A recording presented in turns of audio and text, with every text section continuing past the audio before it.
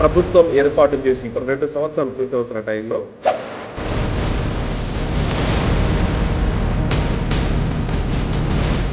ఎవరిని తొలగిస్తారు?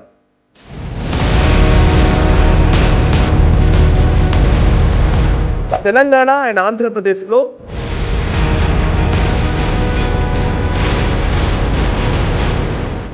నిర్మలా సీతారామన్ గురించి ప్రత్యేకంగా చర్చిస్తున్నారు ఢిల్లీ వర్గాలు. నమస్తే, వెల్కమ్ టు రైట్ యాంగిల్.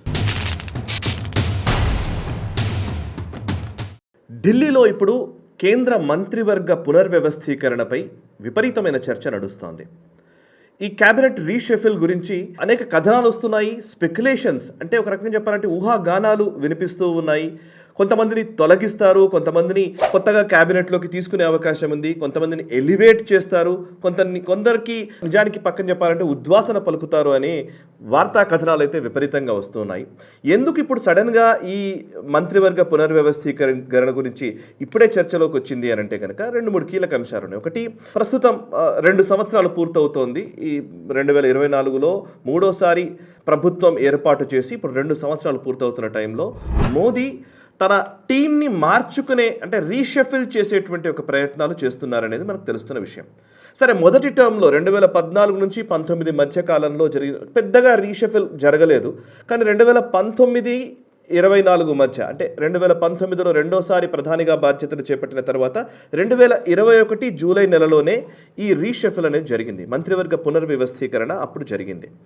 అప్పుడు కూడా కొత్త ముఖాలకి అవకాశం ఇవ్వడము అండ్ కొంతమందికి ఉద్వాసన పలకడము, సీనియర్లుగా ఉన్నటువంటి కొంతమంది మంత్రుల్ని తొలగించడము అండ్ ఎంఓఎస్లుగా ఉన్న వాళ్ళని క్యాబినెట్లోకి తీసుకోవడము, కొత్తగా క్యాబినెట్లో కొంతమందిని చేర్చుకోవడం, ఇవన్నీ చేస్తూ వచ్చారు.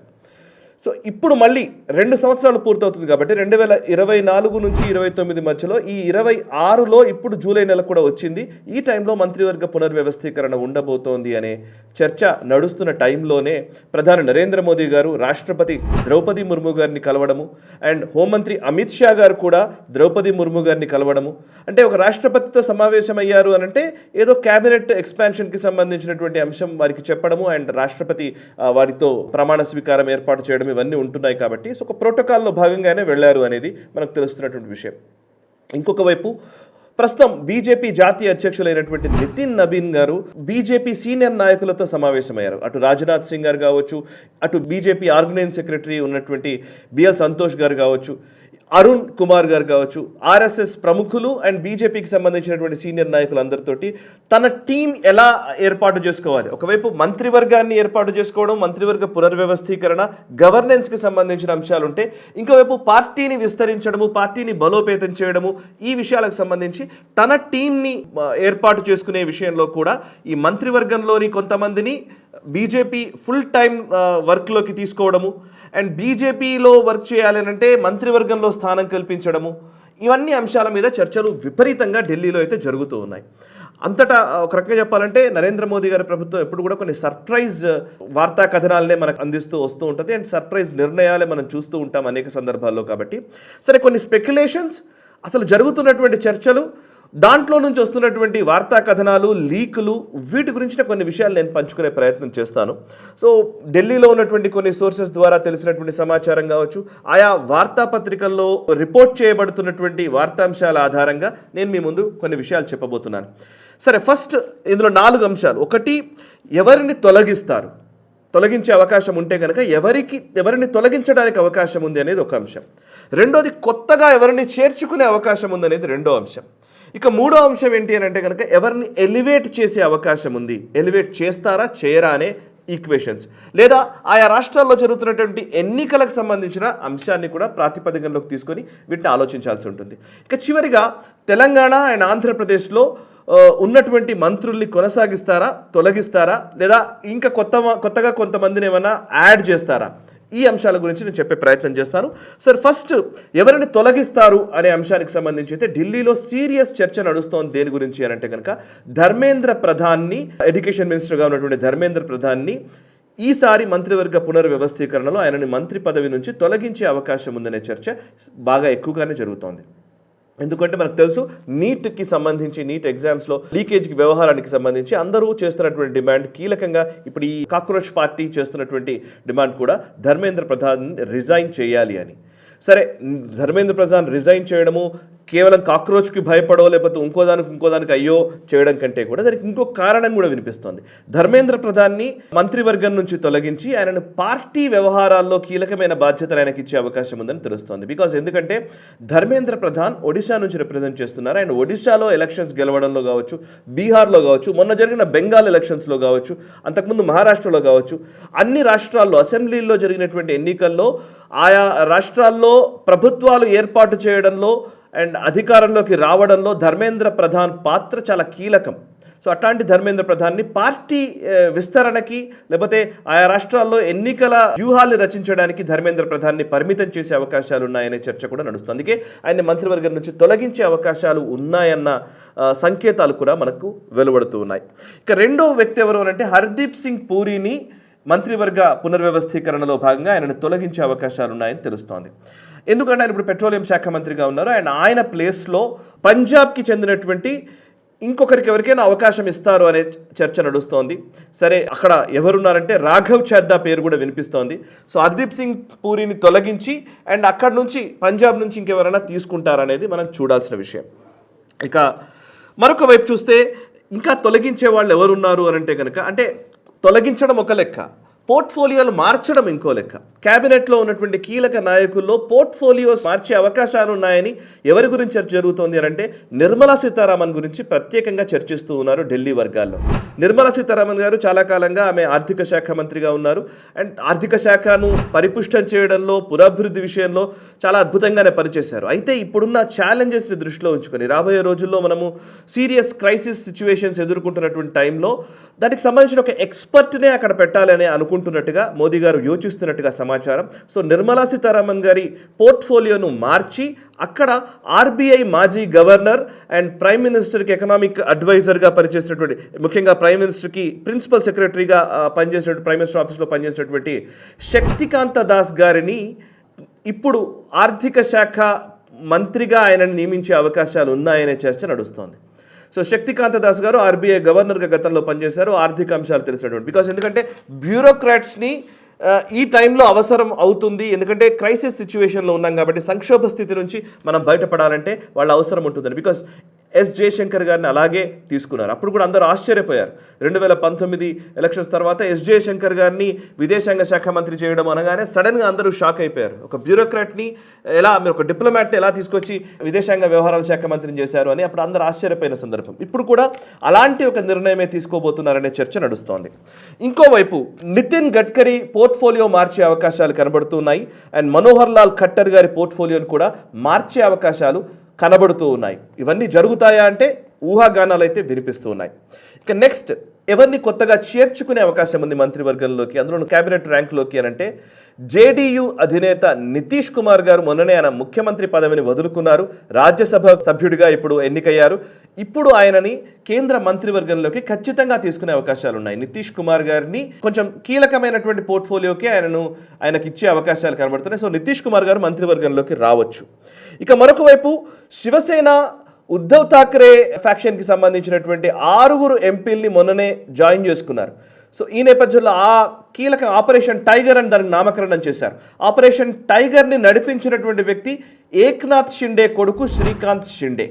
సో శ్రీకాంత్ షిండే ఇప్పుడు లోక్సభ సభ్యుడిగా ఉన్నారు. ఆయనని మంత్రివర్గంలోకి తీసుకోవడానికి అవకాశాలు సుస్పష్టంగా కనబడుతున్నాయనేది మనకు తెలుస్తున్నటువంటి సమాచారం. ఇంకోవైపు రాఘవ్ చద్దా గురించి ఇందాక నేను చెప్పాను. ఆమ్ ఆద్మీ పార్టీ నుంచి భారతీయ జనతా పార్టీలో చేరినటువంటి వ్యక్తి రాఘవ్ చద్దాకి ఖచ్చితంగా సీరియస్ రోల్ ఇవ్వబోతున్నారనేదే మనకు తెలుస్తున్నటువంటి సమాచారం. అండ్ ఈసారి ఈ మంత్రివర్గ పునర్వ్యవస్థీకరణ ఖచ్చితంగా యంగ్స్టర్స్కి ఎక్కువ అవకాశం ఇచ్చేలాగా మనకు కనబడుతోంది. సో యంగ్ పొలిటీషియన్స్ని, యంగ్ లీడర్స్ని ఎలివేట్ చేయాలనే దృక్పథంతో మోదీ ప్రభుత్వం పనిచేస్తున్నట్టుగా సమాచారం. ఎందుకంటే అక్కడ బీజేపీ జాతీయ అధ్యక్షుడిని కూడా నితిన్ నబీన్ గారిని నియమించారు. సో ఆయన 46 సంవత్సరాల వయసున్నటువంటి వ్యక్తి. అతన్ని జాతీయ అధ్యక్షుడిగా నియమించారంటేనే మనం అర్థం చేసుకోవచ్చు రాబోయే రోజుల్లో మోదీ ప్రభుత్వం యూత్కి మహిళలకి ప్రాధాన్యతనిస్తుంది అని. మహిళల రిజర్వేషన్ బిల్ కూడా వచ్చిన నేపథ్యంలో, ఇప్పుడు మహిళా రిజర్వేషన్ గురించి ప్రస్తావిస్తున్న నేపథ్యంలో మహిళలకు కూడా పెద్దపీట వేసే అవకాశం కనబడుతోంది. సో ఈ లెక్కను చూస్తే రాఘవ్ చద్దాకి అవకాశం స్పష్టంగా కనబడుతోంది. ఇక టీఎంసీకి సంబంధించినటువంటి 20 మంది ఎంపీలు ఒక ఎన్సీపీ అనే పార్టీలో విలీనం చేశారు. టీఎంసీకి సంబంధించిన లోక్సభ సభ్యులందరూ అందులో విలీనం చేసినట్టుగా ప్రకటించారు. సో వాళ్ళు ఎన్డీఏకి మద్దతు పలుకుతున్నారు. సో అందులో నుంచి కాకోలి ఘోష్ దస్తీదార్ దగ్గర నుంచి ఒక 20 మంది ఎంపీలు ఉన్నారు. 20 మందిలో 1-2 పోర్ట్ఫోలియోలు టీఎంసీ రెబల్ ఫ్యాక్షన్గా ఉన్నటువంటి లోక్సభ ఎంపీలకు కూడా ఇచ్చే అవకాశం ఉంది. అటు రాజ్యసభ సభ్యత్వానికి రాజీనామా చేసినటువంటి సుఖేందు శేఖర్ రాయ్ పేరు కూడా వినిపిస్తోంది. ఆయనకు కూడా ఏమైనా అవకాశం ఇస్తారా మనం చూడాలి. ఇక తెలంగాణ ఆంధ్రాకు సంబంధించినటువంటి వ్యవహారాల్లో తెలంగాణకు సంబంధించి చూసినట్టయితే కిషన్ రెడ్డి గారు ఇప్పుడు ప్రస్తుతం కోల్ మినిస్టర్గా ఉన్నారు. యూనియన్ కోల్ అండ్ మైన్స్ మినిస్టర్గా ఉన్నారు. ఆయన కేబినెట్ హోదాలో ఉన్నారు. ఇంకా ఏమైనా ప్రాధాన్యతతో కూడినటువంటి ఇంకొక పోర్ట్ఫోలియో ఆయనకి ఇచ్చే అవకాశం ఉందా, లేక ఇదే మినిస్ట్రీ ఇదే పోర్ట్ఫోలియోని కంటిన్యూ చేస్తారా అనేది కూడా మనం చూడాల్సి ఉంది. ఇది కొంచెం ఆసక్తికరంగా కనబడుతోంది. ఎందుకంటే కిషన్ రెడ్డి గారిని ఇంకా ఎలివేట్ చేస్తారనే సమాచారం కూడా వస్తోంది. బండి సంజయ్ గారి విషయంలో ఇప్పుడు అందరూ మాట్లాడుతూ ఉన్నారు. ఎందుకంటే బికాస్ ఆయన తనయుడికి సంబంధించినటువంటి కేసు విషయంలో ఆయనని ఇప్పుడు ఎంఓఎస్ హోదా ఆయనకు సహాయ మంత్రిగా ఉన్నారు, ఆయన తొలగిస్తారు అనే చర్చ బాగా నడుస్తుంది. కానీ నేను ఎందుకు ఆ ఆర్గ్యుమెంట్ని తగ్గట్టుగా ఢిల్లీలో ఉన్నటువంటి సోర్సెస్ నుంచి అయితే సమాచారం రావట్లేదు. ఎందుకంటే బండి సంజయ్ గారిని ఎంఓఎస్ హోదా నుంచి తొలగిస్తారా అనే ప్రశ్న వస్తున్నప్పుడు నిజంగా ఆ దిశగా ప్రభుత్వం లేదా ఢిల్లీ వర్గాలు ఆలోచిస్తున్నట్టుగా అయితే నాకైతే ఎటువంటి సమాచారము లేదు. అండ్ పైపెచ్చు మనం ఒకసారి 2021లో జరిగినటువంటి విధానం చూస్తే 2021లో క్యాబినెట్ అప్పటి వరకు హోంశాఖ సహాయ మంత్రిగా ఉన్నటువంటి కిషన్ రెడ్డి గారిని క్యాబినెట్లోకి తీసుకున్నారు. Ministry of culture and tourism, DoNER, development of north east రీజియన్కి సంబంధించిన మంత్రిత్వ శాఖ 3 మంత్రిత్వ శాఖలు అంతకుముందు కిషన్ రెడ్డి గారికి ఇచ్చారు. సో అప్పుడు 2021లో. అంతకుముందు 2019 నుంచి 21 వరకు హోంశాఖ సహాయ మంత్రిగా పనిచేశారు. 21లో రీషఫిల్ జరిగినప్పుడు ఆయనకు మంత్రిగా అంటే పూర్తి స్థాయి మంత్రిగా శాఖలు కేటాయించారు. సో ఇప్పుడు సంజయ్ గారికి నిజంగా ఇప్పుడు హోంశాఖ సహాయ మంత్రిగా ఉన్నారు. 2 సంవత్సరాల తర్వాత ఆయనకు పూర్తి స్థాయి బాధ్యతలు ఇచ్చే మంత్రివర్గంలోకి బేసికల్లీ ఒక శాఖను కేటాయించే అవకాశం ఉంది అనే చర్చ కూడా ఉంది. ఎందుకంటే బికాస్ కిషన్ రెడ్డి ఎగ్జాంపుల్ చూస్తే లేదు, ఆయనను డిమోట్ చేయాలి అనుకుంటే పార్టీకే పరిమితం చేసే అవకాశాలు ఉన్నాయనే చర్చ కూడా మేజర్గా చెప్పాలంటే తెలుగు రాష్ట్రాల్లో చర్చ నడుస్తుంది. కానీ ఢిల్లీలో అయితే నాకున్న సమాచారం ప్రకారం అయితే లేదు. ఒకవేళ నిజంగానే తెలంగాణలో ఆ ప్లేస్ని ఎవరైనా సరే ఎక్స్పెక్ట్ చేస్తున్న వాళ్ళు ఉన్నారు అంటే కనుక అందులో మేజర్గా వినిపిస్తున్నటువంటి పేర్లు 1 లక్ష్మణ్ గారి పేరు వినిపిస్తోంది, 2 ఈటల రాజేందర్ గారి పేరు వినిపిస్తోంది, 3 డికే అరుణ గారి పేరు వినిపిస్తోంది, అరవింద్ గారి పేరు వినిపిస్తోంది. అవసరమైతే ఇప్పుడు ఉన్న పోర్ట్ఫోలియోలు లేదా ఉన్న మంత్రుల్ని అలాగే ఉంచుతూ కొత్త వాళ్ళని చేర్చుకునే అవకాశాలు కూడా లేకపోలేదు. ఒకవేళ తొలగించే అవకాశం ఉంటే అదే సామాజిక వర్గానికి చెందిన బండి సంజయ్ గారి సామాజిక వర్గానికి చెందినటువంటి లక్ష్మణ్ గారు ఉన్నారు, అటు అరవింద్ గారు ఉన్నారు. సో వాళ్ళని అకామిడేట్ చేసే అవకాశాలు కనబడుతున్నాయి. ఇందాక నేను చెప్పినట్టుగా Etela Rajender and even DK Aruna ప్రస్తావన ఎక్కువగా వస్తుంది. బికాజ్ మహిళా రిజర్వేషన్లు ఇస్తున్న టైంలో కొంత బీజేపీ మహిళల వైపు ఎక్కువగా అడుగులు వేస్తున్నటువంటి టైంలో, వాళ్ళని ఆకట్టుకుంటున్నటువంటి టైంలో మంత్రివర్గంలో కూడా మహిళల ప్రాధాన్యత కూడా ఎక్కువ ఉండాలని మోదీ గారు యోచిస్తున్నారని సమాచారం. సో ఒకవేళ అదే జరిగితే ఇక్కడ డికే అరుణకి అవకాశం వచ్చే ఛాన్స్ ఉంది. అండ్ అటు ఆంధ్రప్రదేశ్లో పురంధేశ్వరి గారి పేరు కూడా ప్రముఖంగా వినిపిస్తోంది. ఆంధ్రప్రదేశ్లో రామ్మోహన్ నాయుడు గారు క్యాబినెట్లో ఉన్నారు, ఏవియేషన్ మినిస్టర్గా ఉన్నారు. ఆయన పోర్ట్ఫోలియోలో మార్పులు ఉంటాయా చూడాలి. అండ్ పెమ్మసాని చంద్రశేఖర్ గారు ఎంఓఎస్గా ఉన్నారు. అండ్ భూపతిరాజు శ్రీనివాస్ వర్మ గారు ఎంఓఎస్గా ఉన్నారు. బీజేపీ నుంచి శ్రీనివాస వర్మ గారు ఉన్నారు. ఆంధ్రప్రదేశ్లో పురంధేశ్వరి గారికి అవకాశం దక్కే సూచనలు కనబడుతూ ఉన్నాయి. మరొక వైపు జనసేన నుంచి ఏమైనా ప్రాతినిధ్యం ఇస్తే కనుక తెలుగుదేశం నుంచి మంత్రిని తొలగించే అవకాశం ఉంటుందో చూడాలి.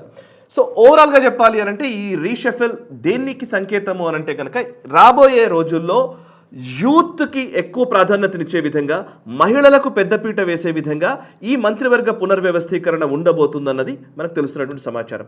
సో ఓవరాల్గా చెప్పాలంటే 2 సంవత్సరాలు గడుస్తోంది, 3వ టర్మ్ పూర్తయి 2 సంవత్సరాలు గడిచిన ఈ టైంలో ఈ రీషఫిల్ రాబోయే యూపీ ఎలక్షన్స్ని దృష్టిలో ఉంచుకొని అటు పంజాబ్, యూపీ, గోవా, గుజరాత్ లాంటి రాష్ట్రాల్లో జరిగే ఎలక్షన్స్ ఉన్నాయి. అండ్ 2029 వరకు కూడా ఒక క్లియర్ రోడ్ మ్యాప్ పెట్టుకునే ఈ రీషఫిల్ జరగబోతుందన్నది సమాచారం. సో మీకు తెలిసినటువంటి సమాచారం ప్రకారం ఎవరైనా పేర్లు మీకు కూడా వినిపించినట్టయితే కనుక కమెంట్స్ ద్వారా తెలియజేసే ప్రయత్నం చేయండి. అండ్ ఈ వీడియోని లైక్ చేయండి, 10 మందికి షేర్ చేయండి. మనసా వాచా కర్మన, దేశహితం కోసం, నేషనల్ స్టార్. ఈ వీడియో మీకు నచ్చినట్టయితే లైక్ చేయండి, 10 మందికి షేర్ చేయండి. అలాగే కామెంట్ల రూపంలో మీ అభిప్రాయాలను మాతో పంచుకోండి. Nationalist hub group of channels ను సబ్స్క్రైబ్ చేసుకుని తెలుగునాట జాతీయవాద జర్నలిజాన్ని ప్రోత్సహించండి. ఈ వీడియో కింద ఉన్న బెల్ ఐకాన్ పై క్లిక్ చేయడం మర్చిపోవద్దు.